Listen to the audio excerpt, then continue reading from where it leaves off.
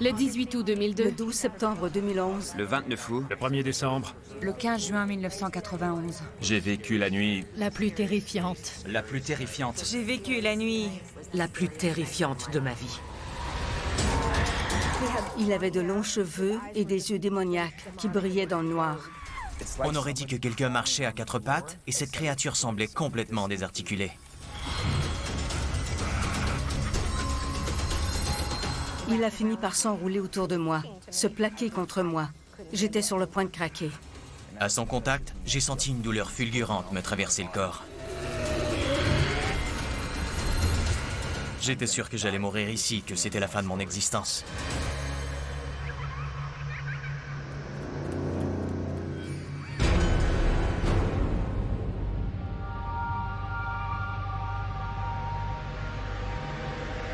Je m'appelle Michelle et le 12 décembre 2011, j'ai vécu la nuit la plus terrifiante de ma vie.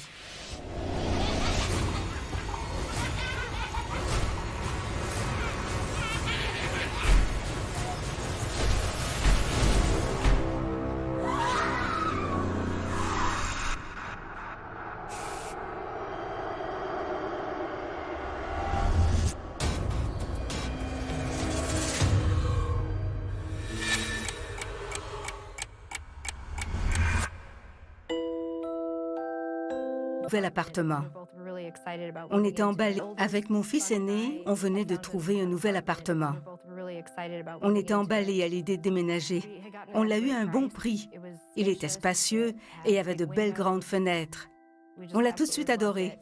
C'était juste avant Noël. On l'a décoré, j'avais fait un sapin de Noël. Il y avait une cheminée magnifique dans cet appartement. Une merveille. J'avais posé des bougies sur le manteau à côté d'une crèche. Les décorations avaient donc une connotation religieuse.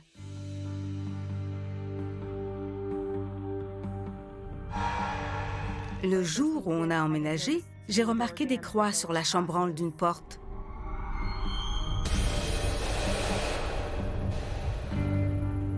Quelqu'un avait tenté de les dissimuler sous de la peinture blanche, mais le rouge se voyait à travers et je les avais remarqués. C'est un peu étrange et perturbant.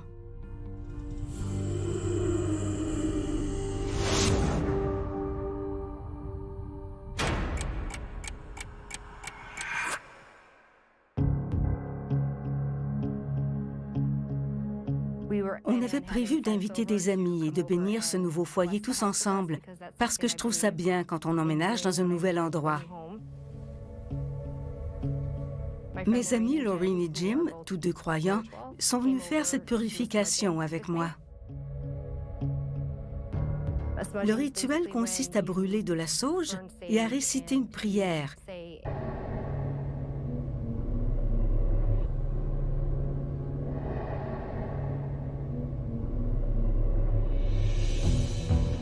La sauge s'emploie pour les opérations de purification.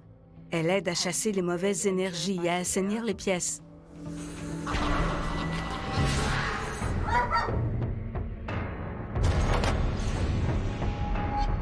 On s'en sert aussi pour se débarrasser des fantômes qui refusent de s'en aller.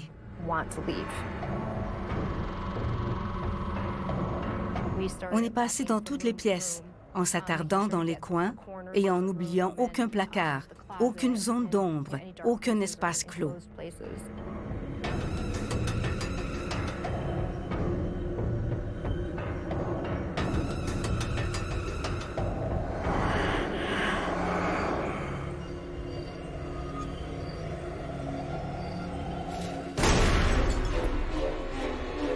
Soudain, il y a eu un bruit de verre brisé. Sur le manteau de la cheminée, j'avais posé de belles bougies, le genre entouré de verre. L'une d'elles venait de tomber sur le plancher et de se briser en 1000 morceaux. Ça m'a fait un peu peur au début. Je ne sais pas comment une chose aussi lourde a pu tomber de la cheminée. C'était très bizarre.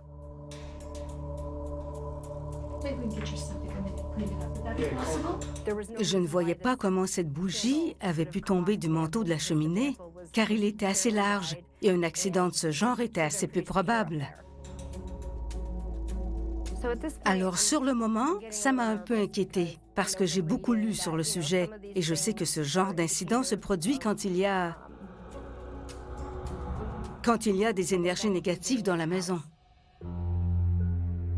Je me suis dit qu'on avait bien fait d'organiser une purification ce jour-là, parce que s'il y avait une puissance occulte chez nous, la maison serait bénie et tout reviendrait à la normale.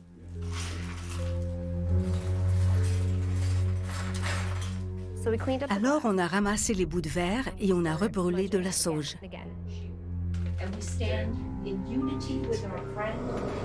Avec Jim et Lorraine, on a fini de ranger. Et avant de partir, Lorraine m'a demandé si j'allais bien. Je l'ai donc rassurée.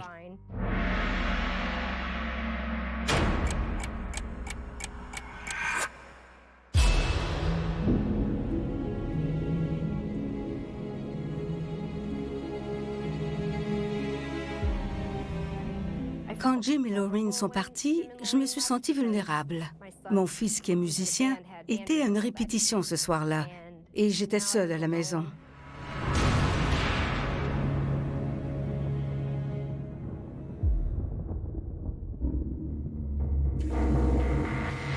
Il commençait à se faire tard. C'était pour moi le moment d'aller au lit. Alors, je suis allée prendre une douche.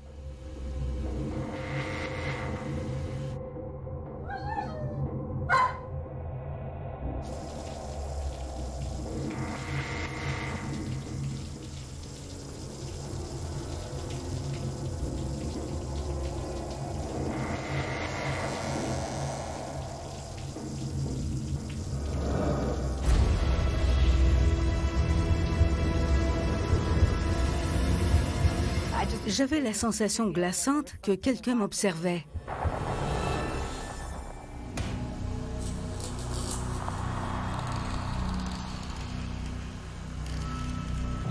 J'ai senti quelque chose me frôler la peau.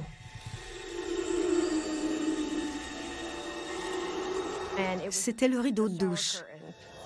Je n'y ai pas prêté attention plus que ça, parce que je sais que parfois, quand on prend sa douche, il peut y avoir un courant d'air dans la maison, une porte qui s'ouvre, et ça fait bouger le rideau. Il me collait de plus en plus.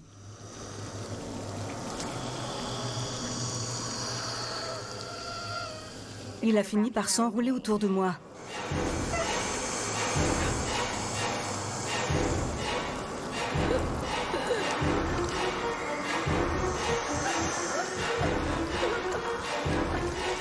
Par se plaquer contre moi.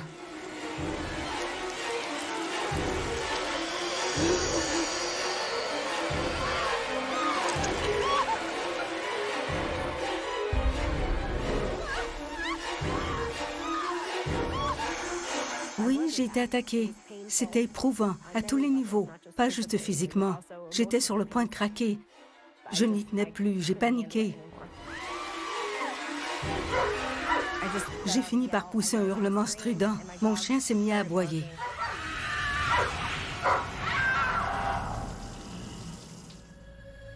Le rideau a soudain relâché son étreinte et m'a libérée.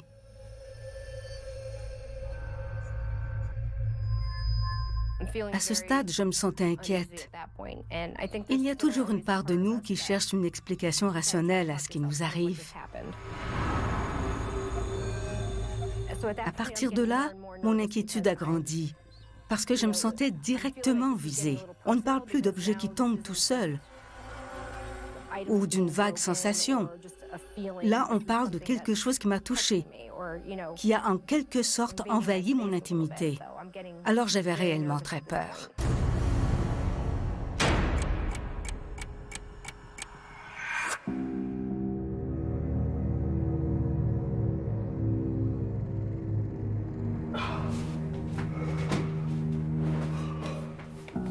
Après cet incident, j'étais épuisée. Je n'en pouvais plus. J'avais juste envie de dormir.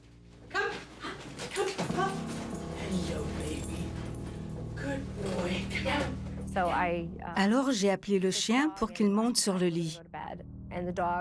Mon chien dort toujours au bout du lit.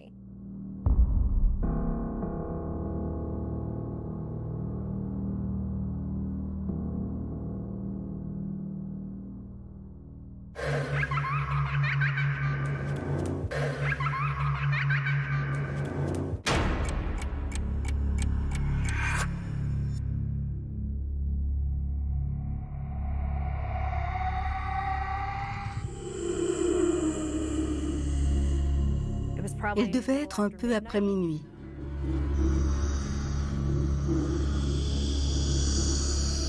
Je me suis réveillée parce que j'avais la vague sensation que quelqu'un marchait sans arrêt sur mon lit.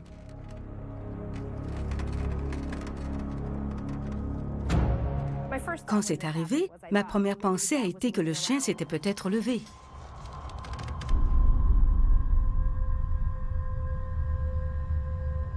Je n'ai rien vu d'anormal. Le chien était tranquille. Je n'avais qu'une hâte, c'était que la nuit se termine et que le jour se lève enfin. Je me suis rendormie. Et ça a recommencé. Ça faisait comme si quelqu'un marchait en travers du lit. Juste après, j'ai senti qu'on frappait contre les montants du lit, continuellement, sans arrêt.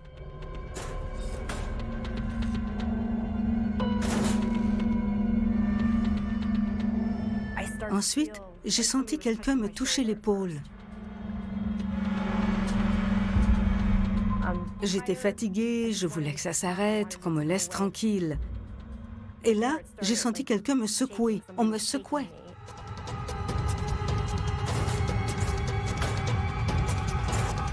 Soudain, tout le lit s'est mis à vibrer de manière assez violente.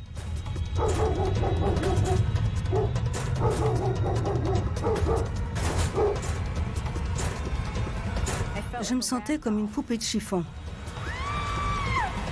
J'ai eu l'impression que tout le lit bougeait. À ce stade, je me suis sentie très menacée. Cette chose me touchait et d'une certaine façon avait pris le contrôle de mon corps et elle agissait sur moi. Je ne savais plus ce qui se passait. J'étais à moitié consciente.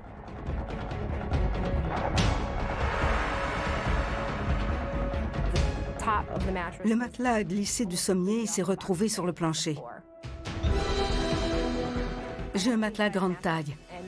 Quelle force ou quelle énergie serait capable de déplacer un matelas avec une personne couchée dessus? Il fallait que je sorte du lit, que je sorte. Je ne m'y sentais plus en sécurité.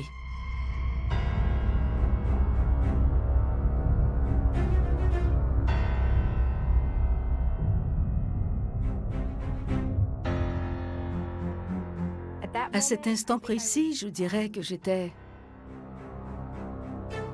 Je vais me mettre à pleurer. J'étais terrifiée. On est vulnérable quand on dort, parce qu'on n'est pas conscient de ce qui se passe autour de nous. Et là, je sentais que quelque chose déplaçait mon lit.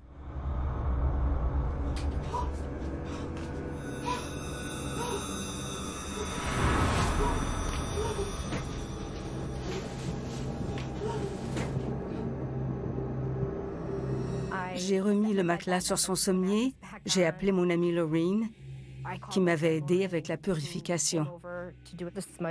Au téléphone, je lui ai expliqué ce qui m'arrivait. Elle m'a conseillé de bien faire mes prières. Et elle a promis de me rappeler le matin pour prendre des nouvelles. Et elle m'a dit que si je voulais, elle reviendrait bénir la maison avec moi. Je n'avais pas très envie de me recoucher, mais j'étais à bout de force.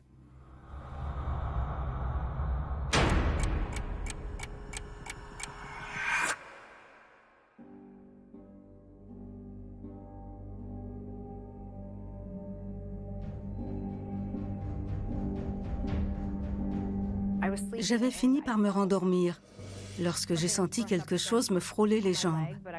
J'étais encore à moitié endormie. Alors, je n'y ai pas trop prêté attention. J'ai simplement pensé que le chien avait bougé. C'est alors que des petits coups ont succédé.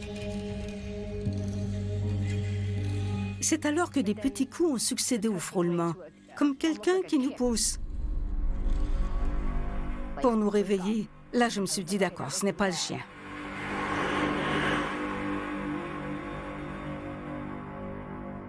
Machinalement, j'ai tâté la couverture. Je n'ai rien senti d'anormal, alors je l'ai soulevée.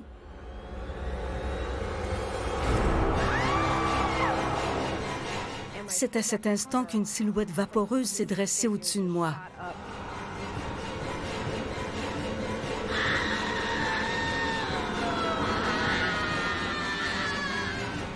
Ce qui est assez fou, c'est que je pouvais assez bien distinguer son visage.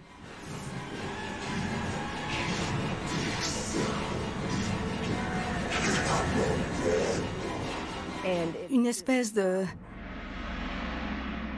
démon assez effrayant était penché sur moi et m'observait.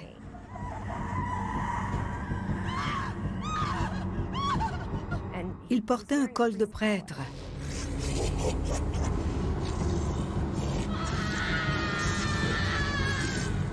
Il avait de longs cheveux et des yeux démoniaques qui brillaient dans le noir.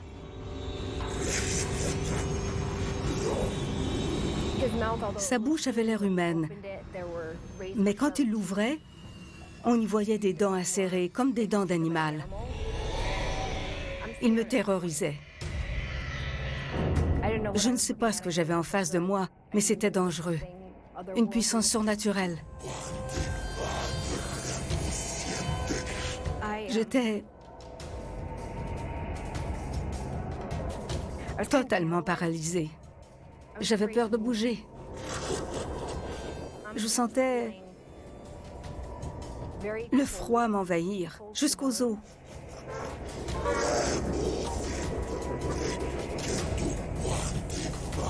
Je me souviens que Laureen m'avait dit que l'une des prières les plus puissantes est le Notre Père. Ma voix tremblait et je récitais « Notre Père qui es aux cieux, que ton nom soit sanctifié, que ton règne vienne, que ta volonté soit faite sur la terre comme au ciel. » Et la créature n'arrêtait pas de rire. Je m'efforçais d'aligner les mots. Je recommençais chaque fois. Je me disais que si j'arrivais au bout de la prière, ça le ferait disparaître. « Notre Père qui es aux cieux, que ton nom soit sanctifié. » Je disais tout de travers, je n'arrivais pas à... C'est l'anxiété qui remonte. J'étais tellement angoissée que je n'arrivais pas à me souvenir des phrases, ni à articuler correctement. Et il continuait de rire. Il se moquait de moi parce que je n'arrivais pas à dire la prière comme il faut. « Notre Père qui es aux cieux, que ton nom soit sanctifié, que ton règne vienne. » Il se moquait, l'air de dire « Dis toutes les prières que tu veux, je ne partirai pas. » J'ai continué à prier autant que je le pouvais pour faire partir cette créature. Je n'en pouvais plus. C'était trop pour moi. Il fallait que je sorte de cette pièce, que je me sauve. J'ai hurlé et je me suis enfuie en direction du salon en appelant mon fils. Je suis sortie de la chambre, la créature ne m'a pas suivie. Alors que mon fils m'avait rejointe au salon, soudain, j'ai eu comme une sensation de brûlure. C'était très bizarre. C'était la première fois de ma vie que ça m'arrivait. Il y avait de quoi être effrayé. Ça me brûlait réellement. J'ai baissé les yeux et j'ai remarqué 4 marques de griffures juste au-dessus de ma poitrine. Elles sont devenues rouges vifs et ça me faisait mal. C'est là que je me suis sentie réellement agressée et je me suis rendu compte que je n'avais eu aucun moyen de contrôler cette créature. Je n'avais pas su l'arrêter. Ça a été la nuit la plus terrifiante de ma vie.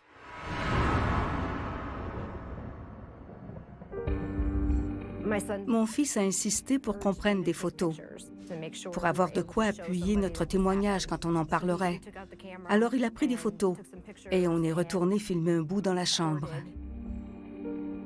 Quand on a repassé l'enregistrement, on a entendu cette créature ou cette entité dire qu'elle s'appelait Luther.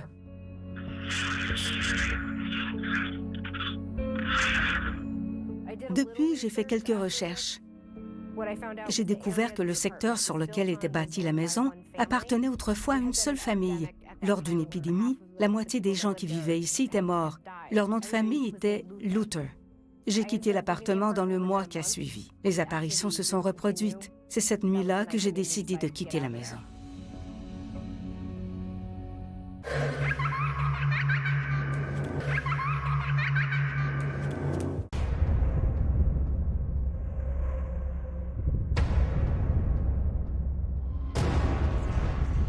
Je m'appelle Jason, et le 14 septembre 1998, j'ai vécu la nuit la plus terrifiante de ma vie.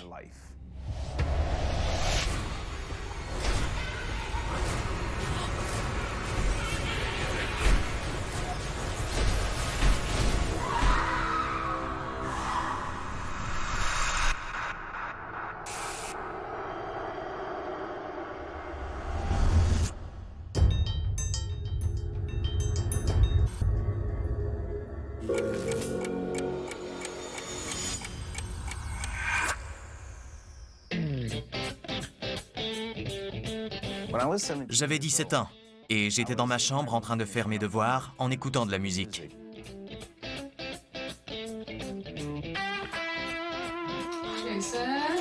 Ma sœur est venue me prévenir qu'elle partait bientôt pour aller garder la maison de quelqu'un. Yeah, for sure. Sounds good. You're not gonna have any like parties? I promise. Oh, you're doing homework. Trying. Old sessions. Cool. Yeah.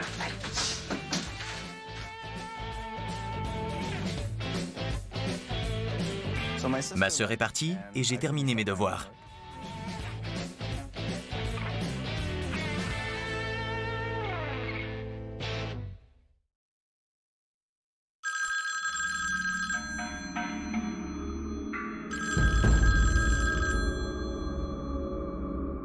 J'étais installé sur mon lit depuis environ 1 heure quand le téléphone a sonné.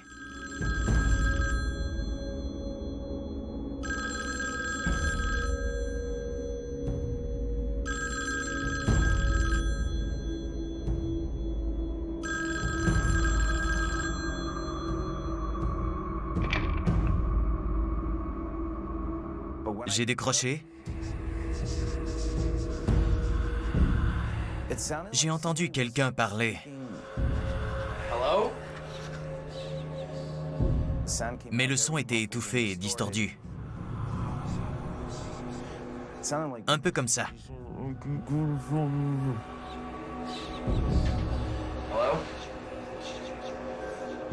Je n'ai pas reconnu la voix et je ne comprenais pas ce qu'on me disait. Alors j'ai raccroché.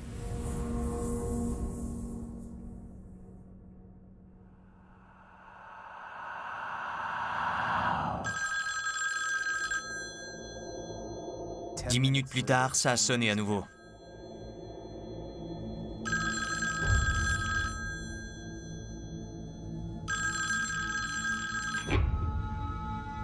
Hello?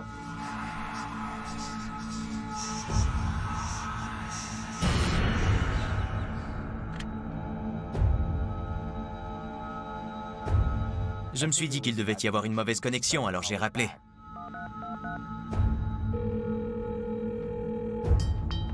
J'ai tenté de rappeler.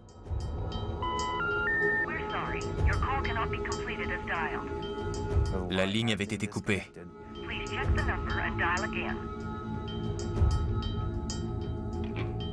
Bizarre. Vraiment bizarre. J'ai commencé à m'inquiéter. Je me demandais vraiment ce qui se passait. Qui pouvait m'appeler à partir d'une ligne coupée? Je ne comprenais pas ce qu'on me disait, mais quelqu'un essayait de me joindre, de me dire quelque chose.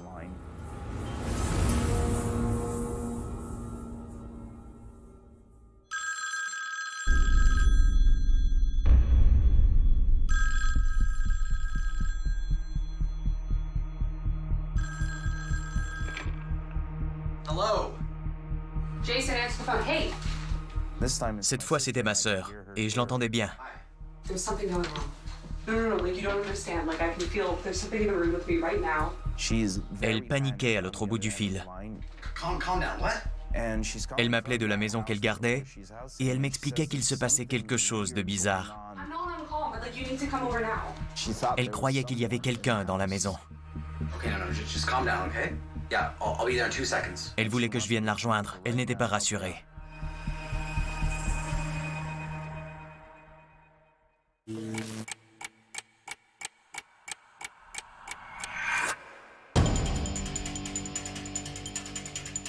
La maison que ma sœur gardait était à 5 minutes à pied de chez nous.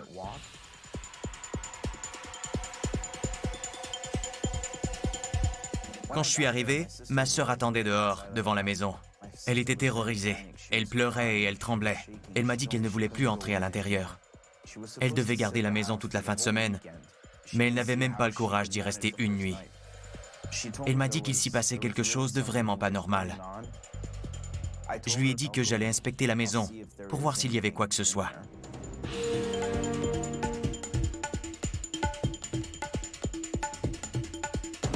Je suis entré et j'ai verrouillé la porte derrière moi. Je ne voulais pas que ma sœur me suive. Je ne voulais pas qu'elle soit blessée.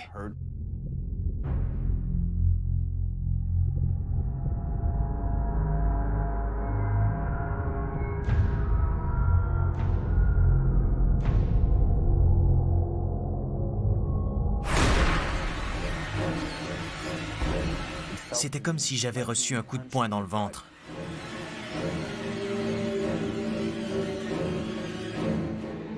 L'air était chargé de haine.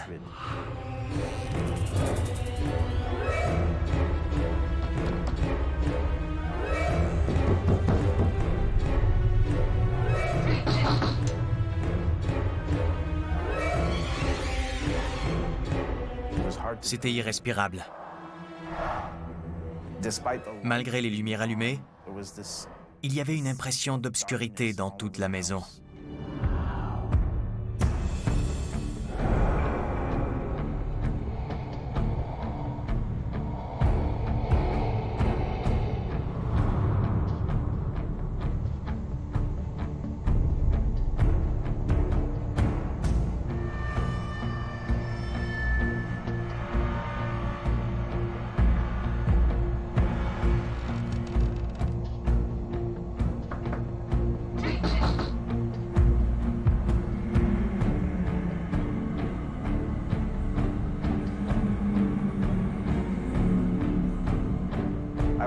J'ai fait quelques pas dans l'entrée.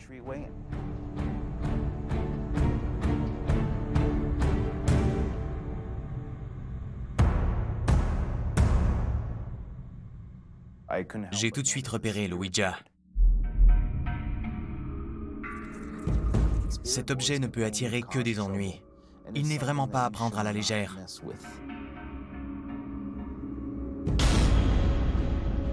J'ai toujours été plus sensible que les autres à la présence des esprits et des fantômes autour de moi.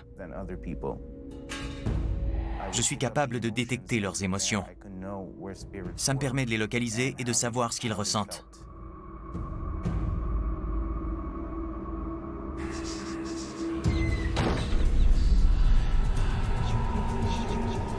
J'ai entendu un bruit sourd provenant du sous-sol.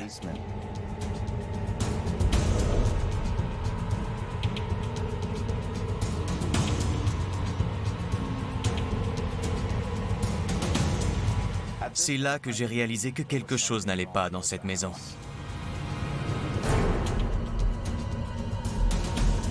J'ai pris mon courage à deux mains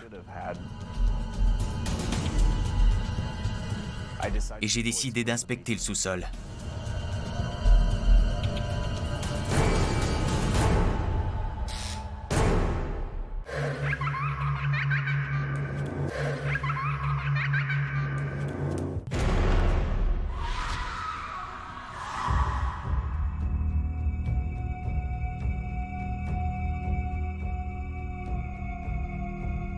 J'avançais pas à pas avec beaucoup de précautions, parce que la peur commençait à me paralyser. J'étais terrifié, mais j'ai quand même continué.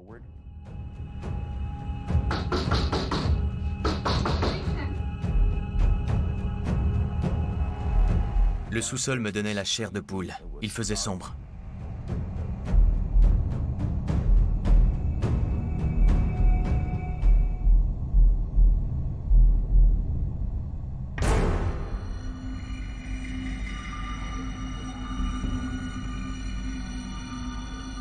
Il y avait un long couloir, avec plusieurs portes d'un côté.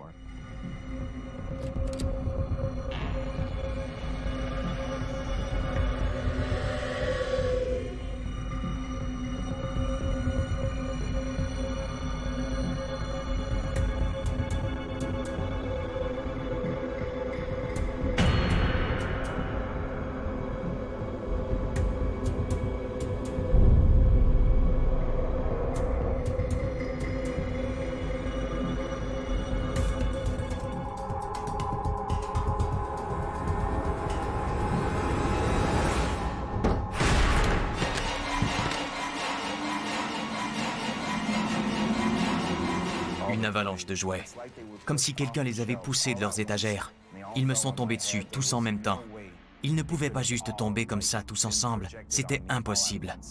La seule explication, c'était qu'on les avait projetés sur moi d'une manière ou d'une autre. C'était vraiment effrayant.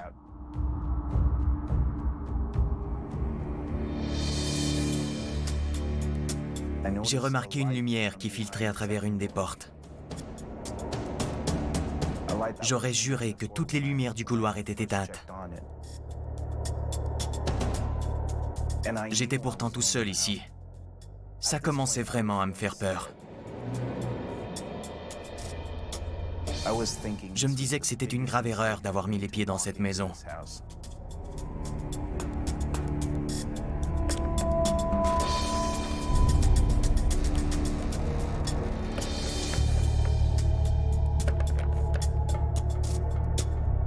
Cette lumière, on aurait dit qu'elle m'appelait.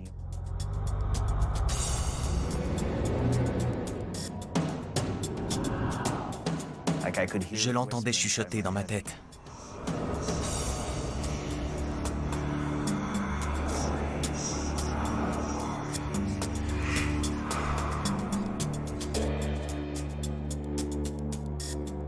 Elle palpitait. Elle paraissait vivante.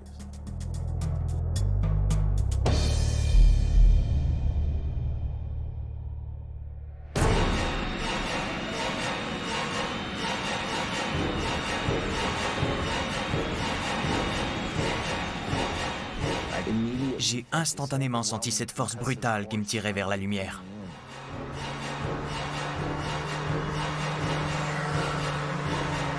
Cette force, c'était comme une onde de choc, comme si je devais lutter contre une violente bourrasque.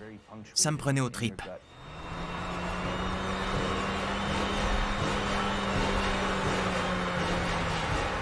J'ai senti qu'il y avait quelque chose dans ce placard qui essayait d'aspirer mon énergie vitale. On essayait de m'arracher mon âme. J'étais presque en situation d'hypnose. Je ne sais pas comment, mais j'ai réussi à m'y arracher et à me ressaisir. J'ai dû faire appel à toute ma volonté et j'ai réussi à me sortir de là et à refermer la porte.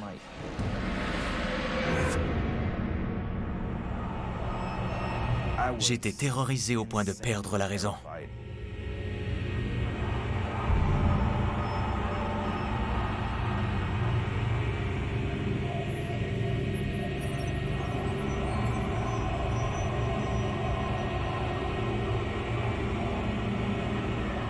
Je suis quelqu'un d'obstiné, alors j'ai continué mon enquête. C'est la seule raison qui m'a poussé à rester.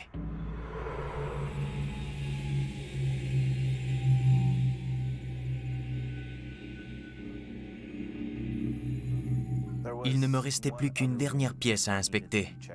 C'était une petite chambre.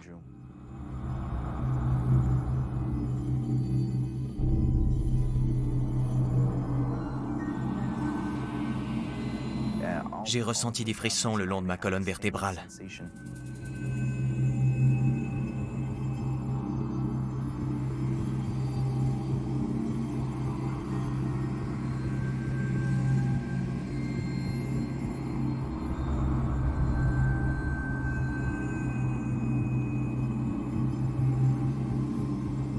Tout ce que je voulais à ce stade, c'était que l'entité qui hantait cette maison se montre. Je me suis concentré et je l'ai incité à sortir de sa cachette. Si on se met en état de méditation et qu'on est assez réceptif, les esprits se manifestent plus facilement.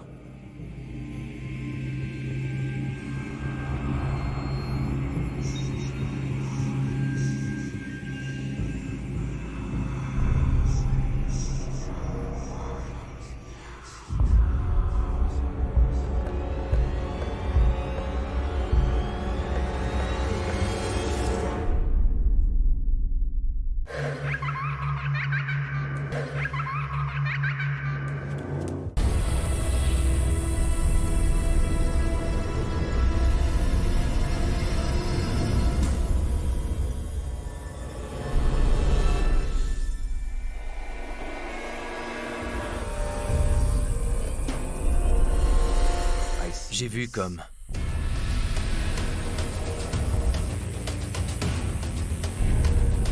On aurait dit que quelqu'un marchait à quatre pattes.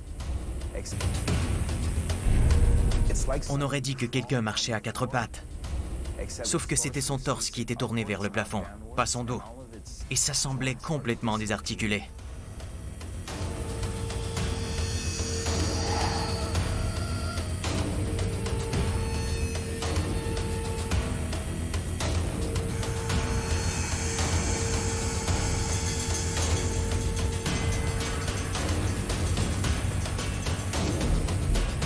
J'ai senti monter l'angoisse. J'avais une boule dans la gorge. Je ne pouvais plus le supporter. C'en était trop.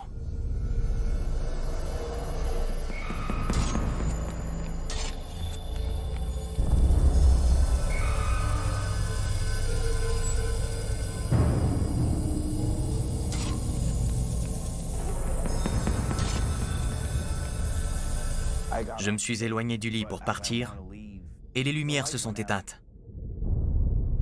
Quand elles se sont rallumées, j'ai vu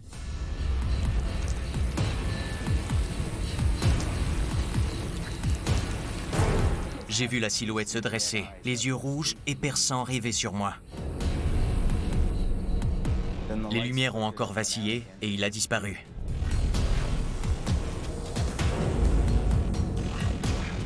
Quand elles se sont rallumées, il s'était rapproché. Les lumières se sont mises à clignoter et il a redisparu. Je lui ai parlé d'une voix qui tremblait moins que je ne m'y serais attendu. Je lui ai demandé de se montrer. Je voulais le voir.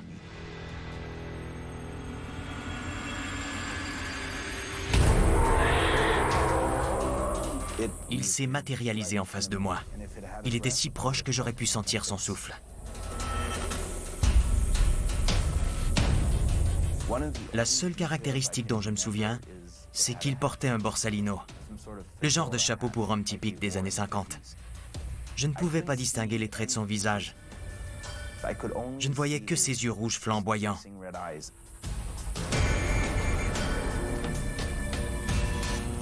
Il a levé le bras et m'a touché l'épaule.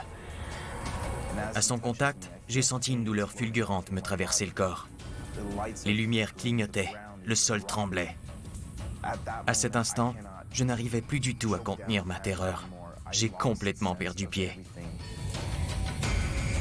Je ne sentais que cette douleur traverser mon corps.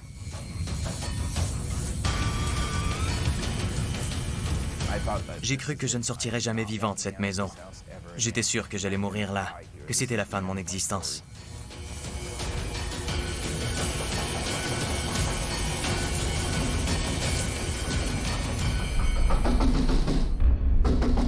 Ma sœur cognait frénétiquement à la porte d'entrée. Ça a semblé distraire le fantôme. Il a tourné la tête vers l'escalier. J'avais deux choix. Mourir là ou me sauver en courant. Je l'ai poussé.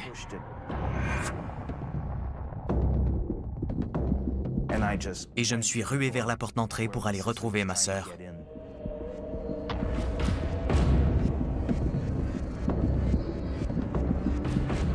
Je suis arrivé face à la porte, et là, impossible de la déverrouiller. Ma sœur était affolée, elle faisait tout ce qu'elle pouvait pour m'aider à sortir. J'ai finalement réussi à déverrouiller la porte et à sortir de là. Dès que j'ai mis le pied dehors, je me suis mis à vomir.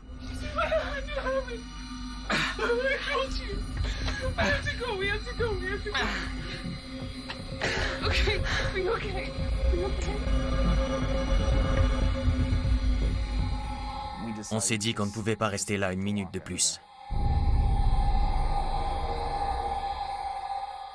Voilà, c'était la nuit la plus terrifiante de ma vie.